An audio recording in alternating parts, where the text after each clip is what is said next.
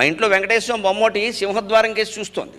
ఒక వాస్తు తెలుసున్న పెద్ద మనిషి ఎవడో వచ్చాడు, వాడికి వాస్తు తెలుసు నాకు తెలియదు, లేత రానిచ్చేవాడు కాదు. మామూలుగా ఏదో పని మీద వచ్చి కూర్చోమన్నాను. కాసేపు ఉన్న తర్వాత ఈ వెంకటేశ్వర బొమ్మ ఇటు చూస్తోంది, నేను సింహద్వారం చూస్తే నీకే అన్నాను నేను. అది విగ్రహం అండి, విగ్రహం ఎటు చూడదా, అది చూస్తోంది, ఎవరో ఇచ్చారు అక్కడ పెట్టాం. అలా చూస్తే లక్ష్మీదేవి అలా బయటికి వెళ్ళిపోతున్నారు. అబ్బా అంత మాత్రం చెప్పదు, లక్ష్మీదేవి వెళ్ళిపోతే మనం ఎందుకండి ఇక్కడ, విగ్రహం బయట పెడితే ఆ చూపు చూస్తే వెళ్ళిపోతుందిట. నేను వెంటనే అన్నాను, నేను బాగానే ఉన్నానండి, 2 ఇళ్ళు కట్టుకున్నాను, సుఖంగా ఉన్నాను, నాకు 2 పిల్లలు, 2కి చెరో ఇల్లు ఇచ్చేస్తాను, నేను సుఖంగా బాగానే ఉన్నానండి, ఎదురింటి వాళ్ళు చాలా ఇబ్బంది పడుతున్నారు, నేను వెళ్ళిపోవాలని పెట్టానన్నా.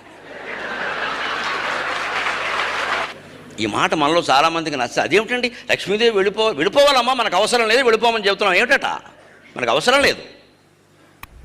అవసరం లేని డబ్బు వెళ్ళిపోవడమే మంచిది, అవసరం లేని జబ్బు వెళ్ళిపోయినట్టే అవసరం లేని డబ్బు కూడా